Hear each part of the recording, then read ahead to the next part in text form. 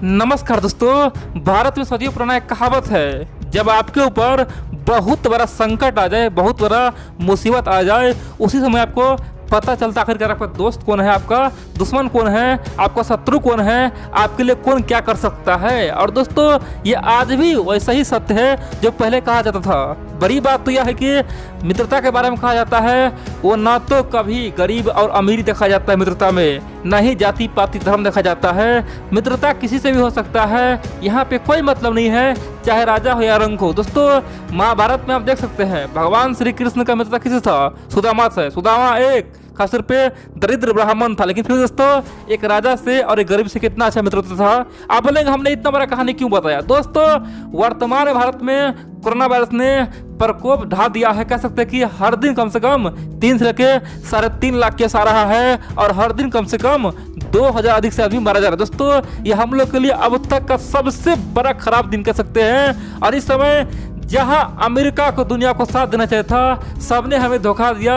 और दोस्तों, यहां तक कि अमेरिका भारत को दवा बनाने का जो रॉ मटेरियल होता है, वैक्सीन बनाने का जो कच्चा माल होता है, उस पर भी बैन लगा दिया।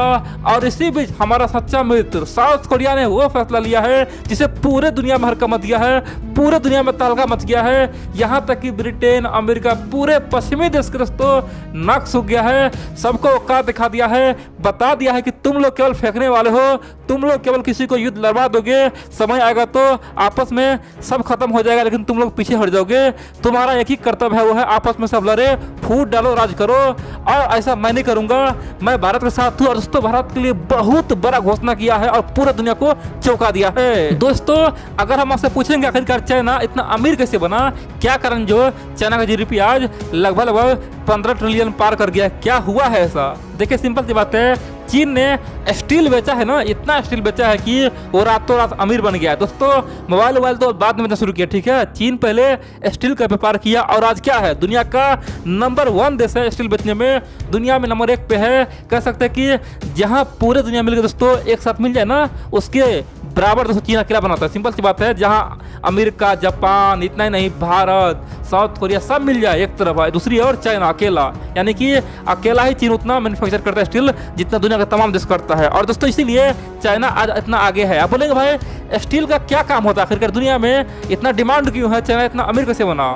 दोस्तों, स्टील का आज हर जगह यूज है। मान लीजिए कोई बड़ा फैक्ट्री बना, वहाँ भी लोहा का काम है, स्टील का काम है। मान लीजिए कोई बड़ा बिल्डिंग बना, वहाँ भी छड़ यानी कि लोहा का काम है, स्टील का काम है।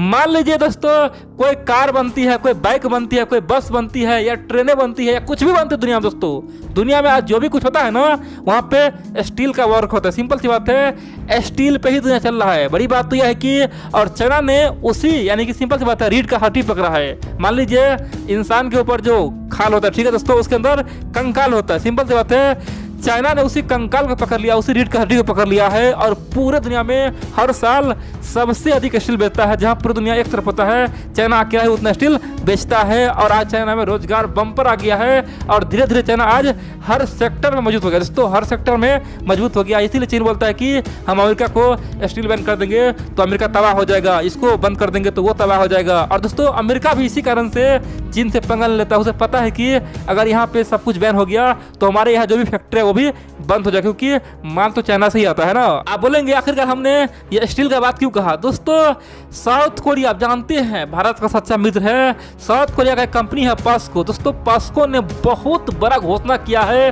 कह सकते हैं कि इंडिया के इतिहास में पहली बार एक टाइम यानी दोस्तों वन टाइम में $12 बिलियन से अधिक का इन्वेस्ट करने जा रहा है, वो भी उड़ीसा में। दोस्तों, $12 बिलियन एक बार में अब तक का इतिहास बनाया। आप बोलेंगे भाई पहले भी तो निवेश होता था, $8 बिलियन, $60 बिलियन। आखिरकार ये $12 बिलियन क्या पहली बार हुआ है। जी हाँ दोस्तों, इतिहास में पहली बार हुआ है, एक बार में, ठीक है, एक बार में बोल रहा हूँ। यानी कि $12 बिलियन का निवेश साउथ कोरिया भारत में करने जा रहा है, वो भी उड़ीसा में। और बड़ी बात तो यह है, भारत दोस्तों अब स्टील बनाने में दुनिया में नंबर 1 बनने की राह पे चल चुका है। और यकीन मानिए, जिस दिन भारत स्टील बनाने में दुनिया में नंबर हो जाएगा ना, देखेंगे भारत का जीडीपी रातों रात दोस्तों आसमान में पहुंच जाएगा। और बड़ी बात तो यह है कि साउथ कोरिया ने भारत पे बहुत ज़्यादा भरोसा जताया है, बहुत बड़ा उम्मीद जताया है।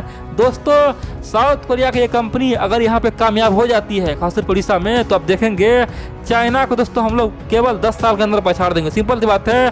भारत में ऑलरेडी दोस्तों कई सारा स्टील कंपनी है, बहुत सारा कंपनी है दोस्तों, लेकिन विदेशी कंपनी कोई आन रहा था, उसे लग रहा था कि भारत में कोई स्कोप ही नहीं है। लेकिन साउथ कोरिया पहला कंपनी बना है जो भारत में आया है, और धीरे धीरे दोस्तों बहुत सारे कंपनी अब आने वाला है। अब देखेंगे भारत में स्टील का दोस्तों बाजार गर्म हो जाएगा, और देखेंगे रातों रात हमारा दोस्तों इतिहास रचेगा। बड़ी बात तो यह है, इसीलिए चीन में हड़कंप मचा हुआ है। चीनी मीडिया भारत को भरा भरा लिख रहा है, बोल रहा है कि अरे भाई वर्तमान में तुम वैक्सीन बनाने में ध्यान दो, अरे भाई तुम अपने लोगों को बचाने पे ध्यान दो। आखिरकार तुम ये साउथ कोरिया से क्या मीटिंग कर रहे हो, क्या तुम स्टील प्लांट लगा रहे हो, ये तो मूर्खता है ना।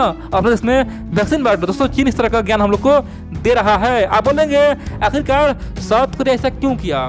देखिए दोस्तों हम जानते हैं साउथ कोरिया का कल्चर अलग है, भारत का कल्चर बिल्कुल ही अलग है। लेकिन अच्छी बात तो यह है कि जितना प्यार हम लोग साउथ कोरिया से करते हैं ना, साउथ कोरिया के लोगों से करते हैं, उससे कहीं अधिक साउथ कोरिया के लोग हमसे प्यार करते हैं। उनका कहना है कि भारत लोकतांत्रिक देश है और भारत चीन का असली दुश्मन है। दोस्तों साउथ कोरिया के बच्चे जानता है कि भारत ही आने वाले समय चीन को घमंड खत्म करेगा, और इसलिए दोस्तों साउथ कोरिया के लोग हमेशा भारत से प्यार करता है। और कई बार तो रामायण काल से ही भारत का रिश्ता जुड़ा रहता है। बोलता है कि रामायण काल से हमारा साउथ कोरिया और इंडिया का रिश्ता है, ऐसा दोस्तों वहाँ के लोग कहता है, वहाँ के जो सरकार है वो कहता है। बड़ी बात तो यह है कि हम लोगों ने जो रिश्ता बनाया था वो और मजबूत हुआ है। और दोस्तों यही कारण है कि साउथ कोरिया ने एक बार में $12 बिलियन का निवेश किया है। कह सकते हैं कि इंडियन करेंसी में एक बार में 90,000 करोड़ रुपया दोस्तों वो भी इन्वेस्ट किया है। आप बोलेंगे तो क्या होगा आने वाले समय से, भारत को क्या फायदा होगा।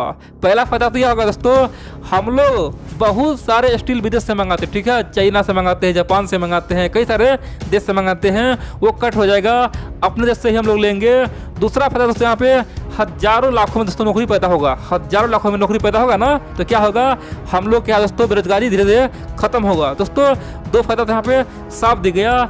तीसरा फायदा दोस्तों चाइना का जो तोड़ है हम लोग बन जाएंगे, यानी कि यूरोप के लिए अमेरिका के लिए एक रास्ता बन जाएंगे। सबको बोलेंगे भाई तुम टेंशन मत लो, तुम चीन से स्टील मत लो, हम तुम्हारे पास विकल्प है, हम तुम्हें बना कर देंगे, हमारे पास अब वो क्षमता आ गया है, हम खुद ले रहे हैं और साथ ही हम पूरी दुनिया को भी बांटेंगे। दोस्तों यहाँ पे साउथ कोरिया ने बहुत बड़ा दिल दिखाया है, बहुत बड़ा मित्रता निभाया है, और खासतौर पे अमेरिका और यूरोप के लिए एक सबक भी सिखाया। बोला है कि भाई देखो तुम लोग का नीति क्या है, तुम लोग बिल्कुल ही दोगला नीति पे काम करते हो। जब भारत तुम्हारा मदद करता है तुम क्यों नहीं कर रहे हो। जब तुम्हें हाइड्रोक्सी क्लोरोक्विन चाहिए था उस समय भारत ने दिल खोल के भेजा था, दुनिया के तमाम देशों को दिया था, भारत अब तक सबको वैक्सीन बांट रहा था। लेकिन तुम इतना निकम्मे हो, तुम इतना बड़ा धोखेबाज हो कि भारत को तुम कच्चे माल भी दे रहे हो। आखिरकार तुम किसी काम का नहीं हो और बोलते हो कि हम चीन से पंगा लेंगे। आखिरकार भाई तुम लड़ किससे रहे हो। दोस्तों साउथ कोरिया ने यह मैसेज अमेरिका को दिया है कि आखिर तुम लड़ किससे रहे हो, चाइना से या फिर भारत से। पहले तो तुम अपना दुश्मन बनाओ, किसे बनाना चाहते हो, पहले चाइना को बनाते हो तो फिर भारत से मित्रता करो, और भारत से बनाते हो तो चाइना से करो। सिंपल सी बात है, तुम किसका कुछ पता नहीं चल रहा है, कभी उससे बैन कर दो कभी उससे बैन करते हो, यानी कि ना तो तुम मित्र बोलते हो ना ही तुम दुश्मन समझते हो, किसी के साथ तुम कुछ कर देते हो। दोस्तों इस तरह का संदेश साउथ कोरिया ने खासतौर पर अमेरिका वाले को दिया है।